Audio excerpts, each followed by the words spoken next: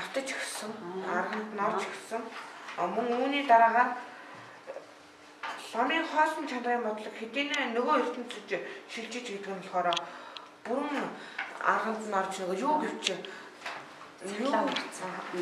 гэрс лодон ертөнцийн цаламд нэгэн дөрвөлөгдөж хүүхэн давтагдаад юу гэвч гажихгүй болсон. Үүний дараагаар цэрэн ламд мэхлэгдээд гагцгүй намайг буурах хэмээн хоёр нүднээс ертөнцийн арга нулимсыг борон тусал адил асгаруулсан. Сууж агаагаар төрсөлсөн. Асуулт 14. Зохиол ээжийн дөрийг яагаад онцлов? Энэ болохоор цэрэг ламгай ээжийн болохоор ламгай нулимс дөрөөр туслах дөрөв нөгөө. Одоо лодон гівш цэрэг лам хоёрыг уулзаж учруулж одоо охинтойгоо хуйлдаж цэрэг лам болохоор нөгөө ээжийн худлаа өвчлүүлж одоо бас оронд ихтүүлсэн. Сайн байна. Бид нэг хүүхд байна уу? Би нэмээ. За. Хэрвээ цэрэг ламын ээж нь байхгүй байсан бол цэрэг ламд лодон гівчийг авчрах тийм шалтгаан олдохгүй байсан. Сайн байна. За. Асуулт 15. Зохиол дуур ямар төслөөр гарч байна вэ? Дүрийг хэрхэн төсөлсөн бэ? Зохиол дуур зэбэхэ буюу цэрэг ламын ээж гэсэн төслөөр байдаг. Цэрэг ламын ээжийн нэгэнт хуурамгаар өвчлүүлэн хөвтүүлсэн гівш лодон хуурж аргандаа оруулах. Асуулт 16. Хуучны ямар гэж гарч байгаа дүрийн талаар ярих, бичих. За энэ болохоор зохиолын төгсгөл хэсэг хуучны ямар гэсэн дүр гардаг байгаа. Тэгээд нэг өдөр лодон гівчийг гэртээ ирэхэд нэг хаалгач хойжилсан нэг хар залуутай тэрвэлтэн сууж байсан. Тэгээд лодон гівч түүнийг мэдээд одоо хуучин амарган ирсэн байна. Хуучин янаа ирсэн байна гэдгийг мэдээд ихэд уурал нь хаалгаа нүдэн болгож тэгээд бас хэрүүл шуган тарьсан байгаа. Тэгээд би бодохдоо хуучны янаа яагаад ирсэн бэ гэхээр зэб яг анх лодон гівшийг өөрийнхөө хурц нэг уран тачаагүй хурц зэглэлийг боловсруулна одоо өөрийн бүх эд хөрөнгөлөө болж авсан тийм. Тэгэхээр нөгөө нэг хуучны янагны эсвэл яг тэр үед нь нөгөө нэг жоохон ядуу амьдралтай орчин тойрно ч гэсэн илүү жоохон тийм байсаг зохиолоор гардаг шүү дээ тийм. Яг тийм болохоор тэгээ сүүлд нь тэгээ яг нөгөө лодон гівшийн ачаар нөгөө нэг илүү баян тансаг арай нөгөө амьдралын дээшлэг маягаар ирсэн болохоор нөгөө хуучны янаг ирсэн болов гэж бодож байна. Сайн байна. За бүгдээрээ сайн ярьлаа. Одоо үйл ажиллагаа дүр. Багаар ярилцаж асуултанд хариулах байгаа.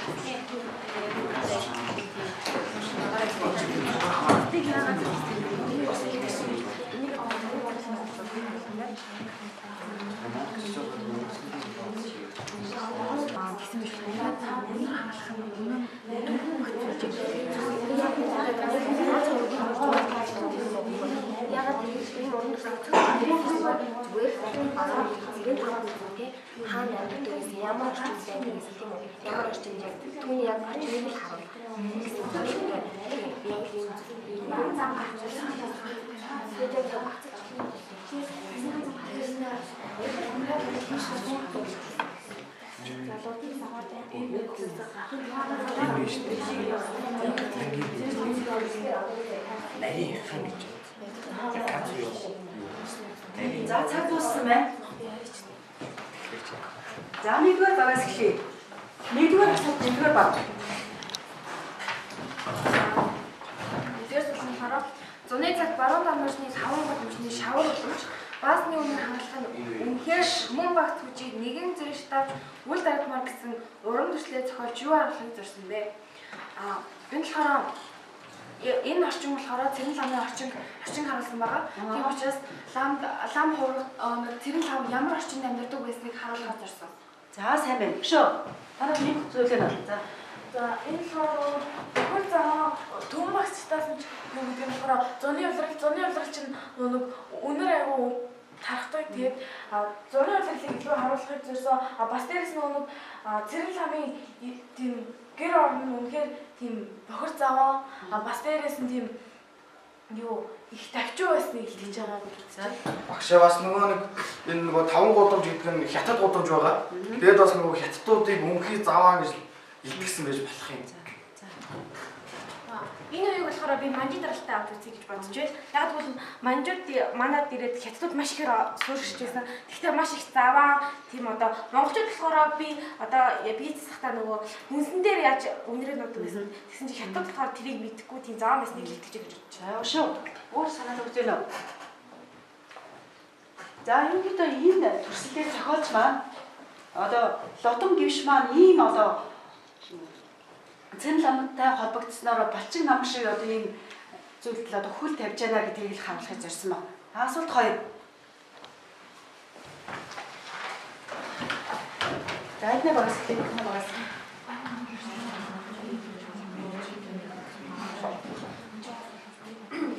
Асуулт 2. Баруун шар өвчний ба гангийн дэнч хоёрын хооронд нарийнхан зам гэж нэгжээ. Нарийнхан гэсний учир юу вэ? Нарийн гэсэн учир. Энэ болохоор цаад утгаараа бодвол тэр сэтгэл санаа одоо лодон гэвч одоо тэр цэрэг лам хүүхэн ямар их тийм сэтгэлтэй байгааг харуулж байна вэ? Нарийнхан замаар явж байна. Тэгээд явж очиод гэсэн байгаа. Энийг бодол итгэж мэдэж. Тэгээд бас нөгөө нарийнхан гэвэл бас нарийнхан гэвэл юмны нарийн нэг байж болно. Нарийн гэвэл болохоор нарийн хүн байж болно гэж бодож байна. Яагаад нарийн гэлгүй нарийн гэсэн бэ гэхээр ер нь удамсны нарийнхан нөгөө нэг тэр болгон сайн мэддэггүй шүү дээ. Тийм учраас нөгөө нэг бас лам уурах хүн чинь тийм нөгөө нэг юу сахил хүрсэн байдаг учраас нэмэгтэй хүнтэй ойртож бас болохгүй. Тийм учраас бас нөгөө нууцаар байсан гэж байна. Нууц зам байсан болохоор нарийнхан гэсэн гэж сайн байна тийм. За шүү. Энэ хөө. Шинэ нэм хүүхд юм уу? За Миний бодлоор зөвхөн тэр лам нэг сэрэн лам руу зөвхөн тэр лам лодон гівшд явдаг ус учраас нэг зөвхөн ганц хүн явдаг ус учраас нарийнхан гэсэн юм. За. Энд чинь нөгөө юу зам нэгцэг гэж байгаа болохоор нөгөө лодон гівш нь болохоор цэрэг ламынх руу нөө явсаар байгаа тэр чинь зам үүссэн байж болох юм аа. Ганцхан лодонгийн хувьд нарийнхан зам байсан гэдэг. Тий. Сайн байна. За мөн зохиолч маань одоо за Энэ бас нөгөө даах болохоор одоо лодон гівш зэб хоогийн нөгөө нэг харилцааг хэр хэмжээж явж байгааг юм. хэр хэмжээ ер нь цаашаа өргөжчих болов? Өргөжсөн үү? Энэ нарийнхан өргөжөө бүрдгэх учраас нарийн биш нарийнхан гэсэн ба.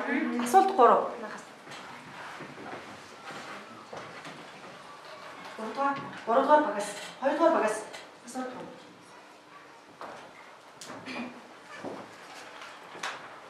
Асуулт лодын байдлаас гаргацсан байгаа юу? Нийгмийн цаг үеийн байдал ямар байсан бэ гэж байгаа. Нийгэм цаг үеийн амьдрал болохоор гэдэг нөгөө хятад хороолол гудамж идэм байсан хэрэг хятадаас тийм үлдсэн тийм гудамжууд нь байсан гэж ойлгож байгаа. Тийм нөгөө бохир заваа нөхцөл тийм нийгмийн амьдрал нэр хиний сэрэг лам хүүхэн нийгмийн амьдрал болоод лодонгийн тэр авчис гудамж нь тийм байсан. Нийгмийн амьдрал нь тийм байсан гэж Эдгээр хэлсэн лээ.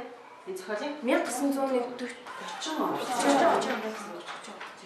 Тэгээд лодын юм байлаас гаргацсан байгаа юу. Тэр анхнээсээ л ингэж хуурдаагүй бол ер нь одоо лам хിവэрэ те үнэхээр сайхан амьдарч байлгасан. Тэгээ одоо энэ нэгэн тийм буруу зам руу тийм хүүхний залтай зам руу орсон болохоор гаргацаамаар ерөнхийдөө ховор байгаа гэж бодож байна тийм. Миний бодлоор бол байгаа гэж бодож байгаа. Яагаад вэ гэх юм бол хувь хүний ухамсар хэрвээ тэр ийм нөгөө нүглээ ухаараад буцаад нөгөө бурхан шашинда орох юм бол энэ үйл явдлаас аргацсан гарах болно гэж За сайн байна. За тийм нэг гарсан алдаагаа дахиж тавцдаггүй гэдэг. Тэгээд тэрэн шиг Хэрвээ одоо ингээд нэг л удаа хуурдсан юм чинь мэдээж цааш дахиад ингээд хуурцдаг гэсэн баггүй тийм учраас нөгөө захирал саргануудаа дахиж яваа дахиж хуурддаг гэсэн асуудал байна. За сайн байна. За одоо ингэ бид нэр дүрээ 5 жилийн даваа задлаа. За тэгвэл байж хичээлийн төвтэй бид нар дүрээ хийсвэр дүр, хошин, бодит, нийтлэг, эмгэл гэсэн дүрүүдтэй өөрсдийнхээ саналыг хэлжсэн.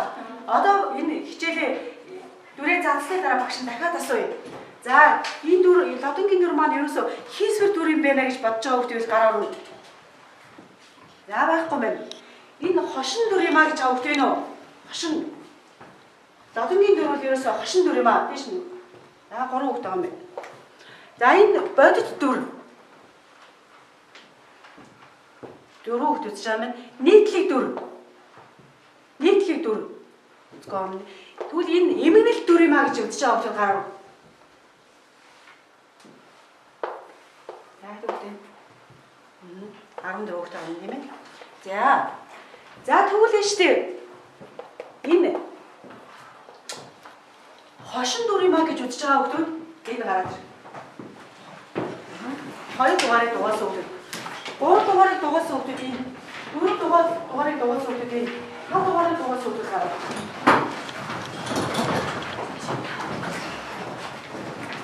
Оор хайл.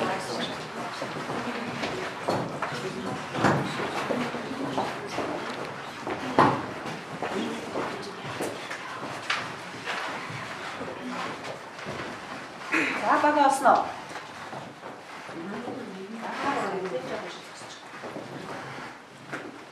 Санах болохоор юм хэлж юм те.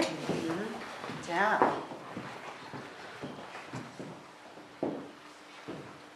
За танаас эхлэе. Танах энэ дүрийг яагаад хошин гэж үзье?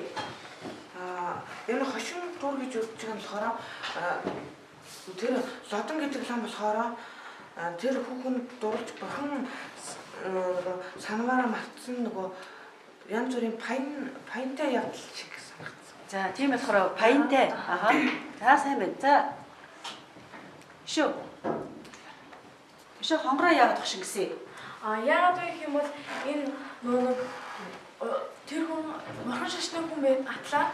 Тэгээ нөгөө өөр хүүхэнд сэтгэл алдарч байгаа нөгөө тэр тухайн хүний нөгөө одоо ямар тийм ухамсартай хүн бэ гэдгийг харуулад тэр хүн нь болохоор шаалж байгаа юм тий. Ерөнхийдөө тийм. За танах тэгвэл эднийхийг хошин гэдгийг нэг цаг баг байна уу? Энэ бол хошин дүр биш ээ гэсэн. Хошин дүр гэхээс илүү эмгэнэл дүр байгаа. Яагаад гэвэл лодон ламгаа өмнө нь тэгэж хүнтэй тэгэж эмэгтэй хүнтэй тэгэж учирч байгаагүй. Тийм учраас тэр эмэгтэй хүн маш их итгэсэн. Гэвч итгэлийг нь өө хүн алдсан учраас Бурхан л гэж бодож байсан. Тийм бурхан цагаан дээр итгэж цагаан дээр итгэсэн учраас энэ дүрийг эмгэнэл гэж үзэж байна. Тэндүгийн цай. Лодон гिचлээ хамгийн сүүлдээ цэрэл хамрын хар хүнтэй байхын тэрвэлж байгааг нь хараад хамгийн сүүлд нөгөө ертөнцийн хар нүднээс борооны асруулж цохол маань төгсөж байгаа. Тийм учраас хэмнэлт гэж баталж байгаа юм тий. Биш үү? Миний бодлоор ламбаа болохоор нөгөө цэрэг ламын нөгөө цаа дотор санааг мэдээгүй учраас нөгөө ханилт суусан. Тэгээд тэр хуурсныг нь хараад тэр лам хүн угаасаа эмхтэй яахгүй шүү дээ. Тэгээд тэрийг умартан тэр хүнийг цаан дээр их мэд сүүн цагаан сэтгэлтэй хэмээн гэж бодсон учраас түүнтэй ханилсан. Тэгээд тэр цэрэг лам болохоор итгэлийн алдсан болохоор тэгээд эмгэнэлт гэж. За тэгвэл эднийг хэмнэлт гэж үзсэн юм уу? Эднийг хэлсэг байна. За танах за нөгөө түрүү хэлчлэн нөгөө гурван амьдсан чи яах вэ гэсэн шүү дээ. Энэ болохоор үнэхээр аргаа бараа тэгээд хүн нэг арга гацсандаа болоод тэгэхээр тэгээ энэ болохоор үнэхээр нөгөө бидний хувьд л одоо шоолморч юм шиг тэр хүний тийм эмгэнэлтэй гэхээсээ эмгэнэлтэй ямар зохиолууд үзчихсэн бид нар эмгэнэлтэй зохиолохоор ихэвчлэн үхээд нэг эсвэл өөрийгөө шийтгэхэд төгсдөг. Энэ болохоор арга ятсан байдалтай. Ямар зохиол үзлээ? Тэрнээс ялгаатай байна. Танайхыг бол эмгэнэлт үг биш ээ. Энэ бол хошин дүр юм а гэж үзэж байгаа юм тийм. За эднийг бодит гэж үзэж байгаа юм байна. За яагаад бодит гэж? Манайх яагаад энэ дүрийг бодит гэж баталгаад байна вэ гэхээр Тэр үеийн нийгмийн байдлыг илүү харуулсан болов. Аха. Хятадуудын ямар заваан байсан тийм одоо цэрэг ламууд ямар байсан тийм тийм тэрийг харуулсан лодон Бас нөгөө бодит дүрийг илтгэж байгаа нь болохоор тэр үедээ лам нар их хвчлэн байсан.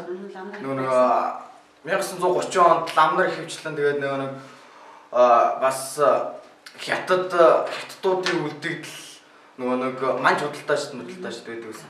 Тэгээд бас бодит гэдэг нь болохоор нөгөө юу юм болов тэр үеийнхаа бас бодит олж исэн юм. Сайн байна. Нэг одоо ийм ламыг хараад энэ зохиолыг бичсэн байж болно шүү дээ. Тийм учраас за нэг бодит дүр биш юм а гэж байгаа. Яг бодит биш вэ гэвэл одоо 1930 оны энэ зохиол байна шүү дээ. 30 он. 30 он зохиол байгаа. Тэгээ энд нэг улаан биш нэг хар цагааныг гэлбэлзүүлсэн бүгэн улаан шарыг тунуулсан лам хоёр хэрхэн хашилдаг зүгээр тухайл өгүүлэх гэсэн болохоор яг бодит дүр бол яг биш байна. Аха, уран санаагаараа зохион бүтээсэн дүр байх. За танах яагаад нийтлэг гэж үзье? За миний бодлоор нийтлэг гэвэл тэр үед цэрэг ламаас өөр бас бусад зөндөө хүүхдүүд байсан байх. Тэр чиг хятад учраас зөндөө тийм За. Тийм лодон байсан уу тэгвэл ийм нийтлэг дүрүүд болон ийм ламбар байгаа. яагаад цэрэг лам дээр бол яг цэрэг лам дээр ба. Цэрэг лам бол лодонгийн дүрийг илүү тодорхойлж байгаа учраас ингэж гарч ирсэн юм тийм ээ. За сууж өгдөө байранда сууж. За ширээлэр чинь их төвдөө байгаа. Доктор зарлж уншина.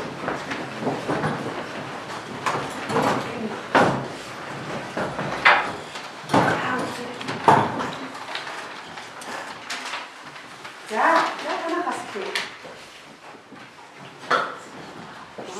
Судлаач Зэр Хасандар тухайн үеийн уншигчдад лодон гэвч цэрэг лам хоёрыг өргөдөн хөөрхилж байгаагүй харин ч чигшин зэв үзэж байсан юм